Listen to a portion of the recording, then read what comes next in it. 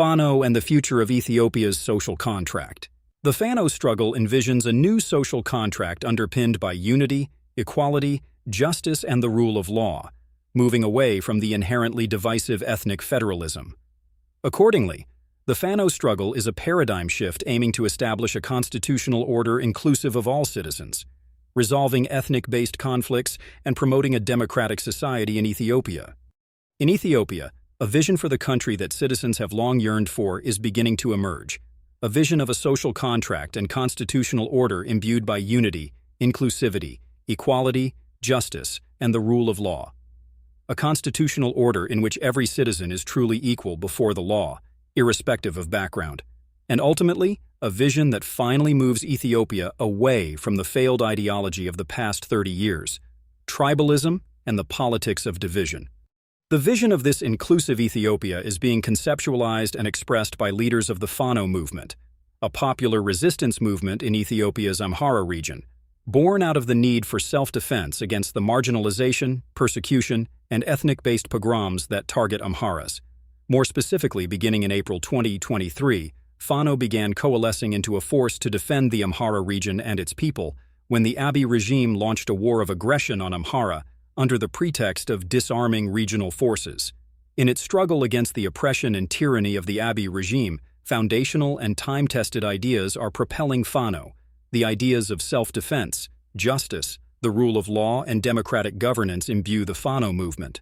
In addition to Fano's just cause of self-defense against the unjust war of aggression launched by the Abiy regime, Fano's struggle also recognizes that Ethiopia's social contract is inherently divisive, unjust, and has crumbled.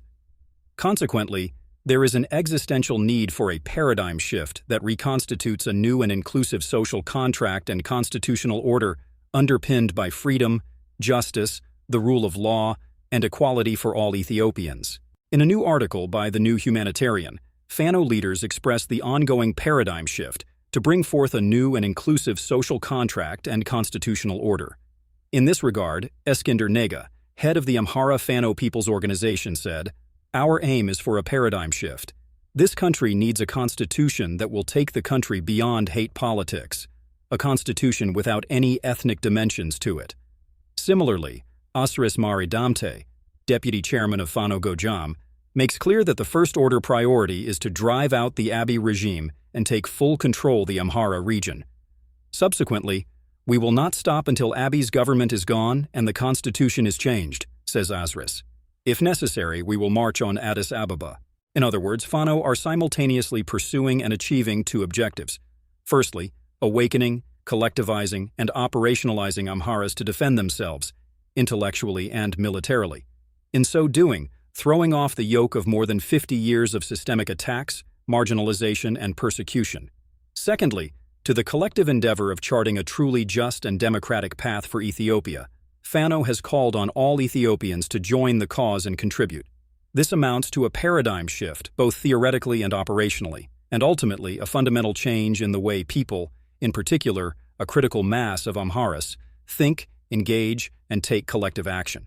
Furthermore, Fano leaders make clear that an inclusive and transparent deliberative process is required to formulate and implement a new constitutional framework that serves all Ethiopians.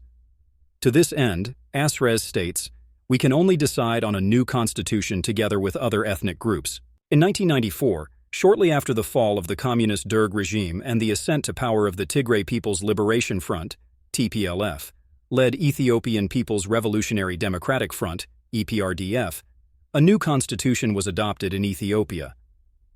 The central feature of that constitution was the implementation of an ethnic federalist system. The policy of ethnic federalism divided Ethiopia into ethnic-based regions and two city provinces. The defining feature of these regions are ethnic and linguistic differences.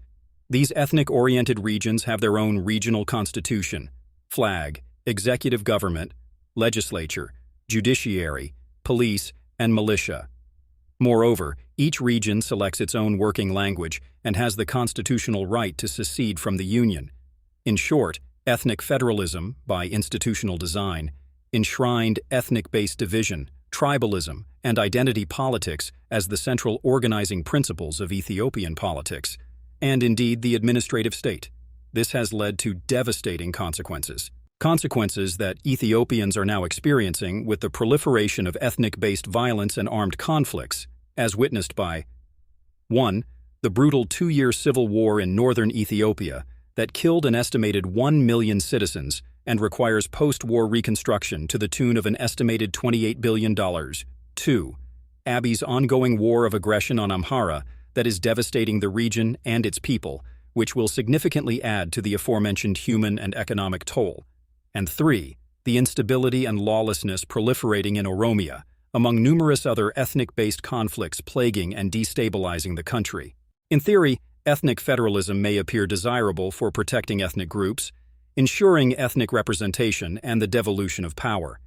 In practice, however, it has demonstrably proven a failure, as it undermines key principles of a well-functioning democratic society, namely majority rule, protection of minority rights, and the genuine decentralization of governance and the electoral process. As discussed by Fano leaders, Ethiopia must now chart a new course towards a just and fair future for all citizens.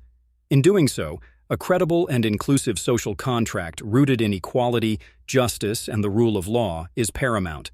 This will require the audacious and galvanizing project of moving away from ethnic federalism towards citizenship-based federalism.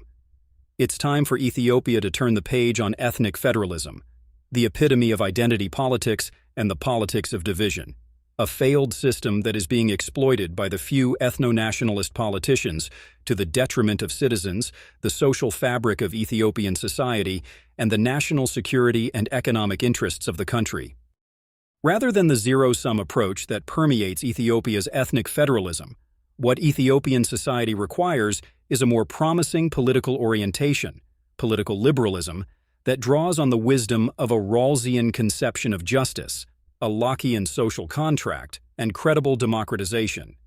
To this end, the Fano movement, in its struggle to defend and liberate Amhara, must also continue to galvanize support from all Ethiopians for this new collective endeavor, an inclusive, just, and democratic society for all Ethiopians. In this context, to further galvanize support and advance its struggle, it behooves the Fano leadership and its supporters to assiduously formulate a political and policy framework that 1.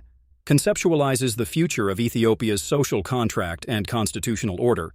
2. Delineates the means and ways in which all Ethiopians will partake in its formulation and implementation. And 3.